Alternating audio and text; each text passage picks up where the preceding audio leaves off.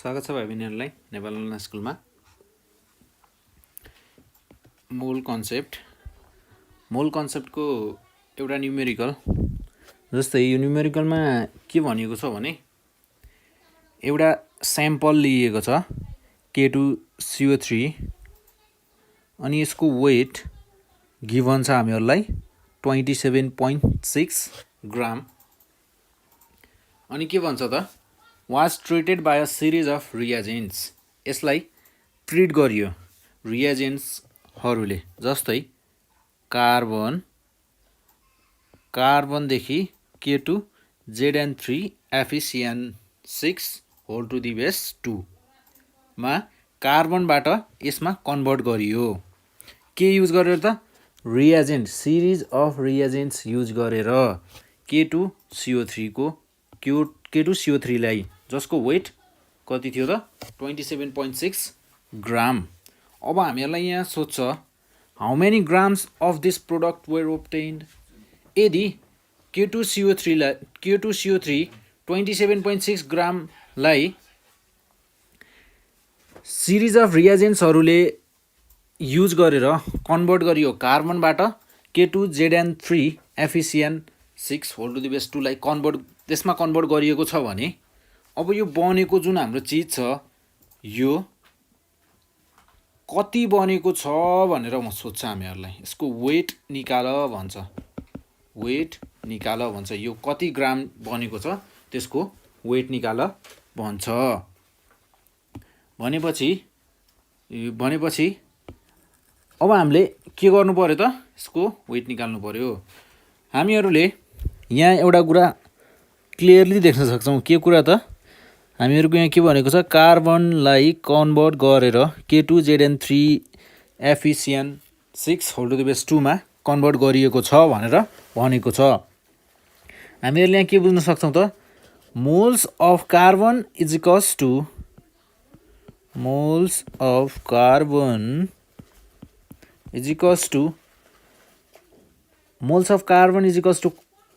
कति हुने भयो त अब, moles of K2 ZN3 FeCN, moles of K2 ZN3 FeCN whole to the base 6 base 2। यसमा हामीले कति बनेको छ त यो, जस्तै यहाँनिर हेर्नुहोस् है, 6 कार्बनको बेसमा 6 छ, ठिक छ, 6 इन्टु C यानि कि मोल्स अफ दिस। तर हामीहरूको यहाँ बाहिरपट्टि यो 2 ले पनि मल्टिप्लाई गरेको छ है, यसलाई पनि ध्यान दिनुपर्ने हुन्छ। त्यही भएर 6 2 जा 12 यानि कि carbon of moles is equals to 12 moles of K2 ZN3 FeCN whole to the base 6 हुने भयो। अब यसको लागि हामीहरूलाई के छ त, मोल्स अफ दिस हो भने हामीहरूलाई यसको वेट गिभन होला। यो भनेको हामीहरूको के हुन गयो त, 12 इन्टु मोल्स अफ दिस भनेको के हुने भयो त, यो मोल्स अफ K2CO3 हो। 12 इन्टु मोल्स अफ यो भनेको त के हो, मोल्स अफ K2CO3 हो। यदि यो हो भने हामीहरूको यसको वेट हामीहरूलाई गिभन छ, के भनेको छ त 27.6 ग्राम छ भनेर भनेको छ भने यसको मोलिकुलर वेट कति हुने भयो त, अब हामीले त्यो क्याल्कुलेट गर्नु पर्यो। Potassium 2 times plus carbon plus oxygen 3 times भनेको हामीहरूको 138 हुने भयो। अब यसमा moles of K2CO3 is equals to 12 into moles of K2ZN3 FeCN6 6 K2ZN3 K2ZN3 FeCN whole to the base 6 base 2 यसमा हामीहरुको 12 इन्टु कति हुने भयो त weight of K2ZN3 Fe upon के हुने भयो त यसको मोलिकुलर वेट यानी कि K2 2 times Zn FeCN सबैलाई जोड्नु पर्यो जोड्दा कति आउने भयो त हामीहरुको 698 हामीहरुलाई चाहिने के हो यो चाहिने हो हामीले यो निकालिसकेका छौं 27.6 divided by 138 यदि यस्तो हो भने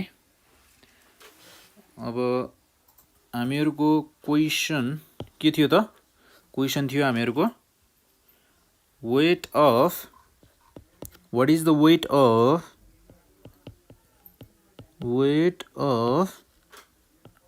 K2ZN3 FeCN 6 whole to the base 2 is equals to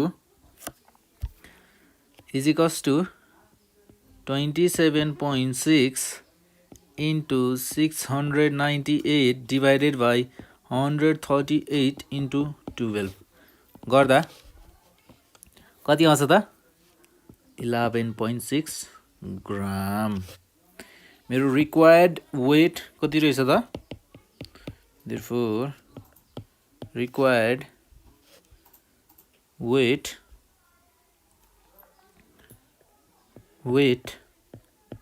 के रहेछ त 11.6 ग्राम अब यसपछि हामीहरुसँग अर्को क्वेशन छ यो क्वेशनमा र यो क्वेशनमा लगभग गर्ने स्टाइल सेम हो गर्ने तरिका सेम हो फरक के छ भने हामीहरुको यसमा चाहिँ हामीहरुलाई के भनेको थियो त K2ZN3 यानी कि कुनै एउटा अननोन जसको चाहिँ वेट हामीहरुलाई थाहा छैन त्यस्तो कुनै एउटा कम्पाउन्ड थियो त्यो कम्पाउन्डको हामीहरुले के निकाल्नु पर्ने थियो त वेट निकाल्नु पर्ने थियो जस्ट वेट मात्र तर अब यो क्वेशनमा के भनेको छ त इम्पेरिकल फर्मुला निकाल भन्छ empirical formula of the compound कुनै एउटा कम्पाउन्डको इम्पेरिकल फर्मुला निकाल भन्छ इम्पेरिकल फर्मुला निकाल्नको लागि पनि हामीहरुले के गर्नुपर्ने हुन्छ त जस्तै इम्पेरिकल फर्मुला भन्नाले के भन्न खोजेको भने जस्तै H2O छ वाटर छ वाटरको बेसमा कति छ 2 हाइड्रोजनको बेसमा 1 यसको इम्पेरिकल फर्मुला यानी कि यसको रेशियो निकाल्दा हामीहरुले के आउनु पर्थ्यो त atoms of H upon atoms of O is equals to 2/1 यानी कि यसको रेशियो यस्तो हुन्छ यसलाई भनिन्छ H2O भनेको के हो त इम्पेरिकल फर्मुला अफ कम्पाउन्ड कुन कम्पाउन्ड वाटर यसरी बुझ्नु पर्छ जस्तै अब पहिले त हामीले के निकाल्नु पर्यो दुवैको लागि दुवैको मोल्स निकाल्नु पर्यो त्यसको लागि हामीहरुलाई यहाँ केही कुराहरु गिभन छ जस्तै के भनेको छ त्यो क्वेशनमा 1 ग्राम of a gaseous compound of carbon and hydrogen मिलेर एउटा कम्पाउन्ड छ भनेको जसको वेट के छ त 1 ग्राम गिव्स अपन कम्बसन जसलाई चाहिँ जलाइयो भनेको कम्बसन भनेको जलाइयो भन्न खोजेको जलाउँदा के भयो त 3.30 ग्राम अफ कार्बन डाइअक्साइड निस्कियो भन्छ 3.30 ग्राम अफ कार्बन डाइअक्साइड एन्ड 0.899 ग्राम अफ वाटर अनि what is the empirical formula of the compound carbon dioxide र के भनेको छ त कार्बन र हामीहरु के भनेको छ त यहाँ वाटर भनेपछि हामीहरुले इम्पेरिकल फर्मुला यानी कि मोल्स के को निकाल्नु पर्यो त कार्बन र हाइड्रोजनको जुन कम्पाउन्ड यो फर्स्टमा गिभनको मतलब compound of carbon and hydrogen भनेको छ नि compound of hydrogen and carbon moles of carbon and hydrogen निकाल्न सक्यो भने इम्पेरिकल फर्मुला हामी आरामसँग निकाल्न सक्छौँ। जस्तै यो क्वेसनले गिभन अनुसार के हुनुपर्छ त हामीहरूको moles of carbon is equals to carbon dioxide moles of CO2 मात्र हुने भयो। ठिक छ, हामीले CO2 किन लिएको त भन्दा हामीहरूसँग CO2 को वेट गिभन छ, मोलिकुलर वेट हामी मजाले निकाल्न सक्छौँ। 3.30 मोलिकुलर वेट के हुने भयो त हामीहरूको 18 मोलिकुलर वेट हुने भयो हामीहरूको मोलिकुलर वेट 44 हुने भयो। 12 कार्बनको र 16 × 2 यानि कि 32 भयो हामीहरूको O2 को लागि। अनि यसलाई क्याल्कुलेट गर्यौँ भने हामीले कति पाउँछौँ त 33.30 divided by 44 3.30 divided by 3.30 divided by के छ त के थियो त हामीहरूको 44 0.075 आउने रहेछ 0.075। त्यसै गरी मोल्स अफ हाइड्रोजन भनेको के छ त हामीहरूको H2O बेसमा 2 छ 2 × moles of H2O 2 × moles of H2O भनेको वेट अपन के हुने भयो त हामीहरूको मोलिकुलर वेट यानि कि वेट हामीहरूलाई कति के भन्छ त 0.899 हामीहरूलाई गिभन वेट छ वाटरको। अनि त्यसै गरी यसको वेट हुन जान्छ हामीहरूको अक्सिजनको लागि 16 प्लस अनि त्यसै गरी वाटर H2 भनेपछि 2 यानि कि 18 यो हुन्छ हामीहरूको 0.899 डिभाइडेड बाई 9 0.0 0.899 डिभाइडेड बाई कति हुन्छ त 9 के हुन जान्छ त मेरो 0.099 यसले डिभाइड गर्दा कति आउने भयो त मेरो 0.0999।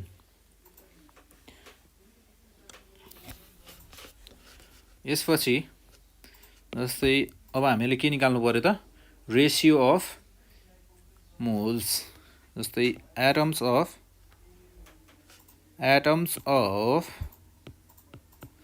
C by atoms of H is equals to के हुने भयो त मेरो मोल्स अफ C यानि कि carbon upon moles of hydrogen H is equals to 0.075 divided by 0.099। यदि हामीले यसलाई मल्टिप्लाई गर्यौँ भने के पाउँछौँ त हामीले नियरली एकदमै नियरली यदि हामीले योभन्दा पछाडिको भ्याल्युहरू पनि लेखेको भए के हुन्थ्यो त यो 75 डिभाइडेड बाई 100 25 3 25 4 3/4 भन्नुको मतलब हामीहरूको कम्पाउन्ड के रहेछ त C3H4 हामीहरूको empirical formula of the compound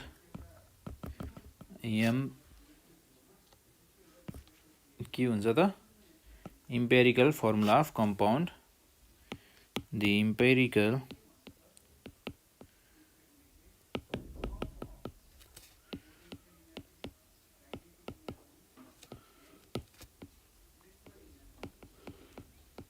compound is C3H4।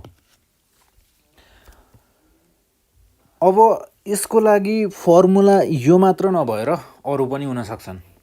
जस्तै यदि मेरो फर्मुला यस्तो पनि हुनसक्छ नि, C6H8, यो भनेको पनि त 3/4 नै हो। 6/8 3/4, 2 3 जा 6, 2 4 जा 8, 3/4 नै हो। त्यही भएर अहिले चाहिँ हामीहरूले के गर्यौँ त, यो मात्रै लेख्छौँ। तर यसको लागि के हुन सक्छन् त, मोलिकुलर फर्मुला कम्पाउन्डको लागि अरू पनि हुन सक्छन्।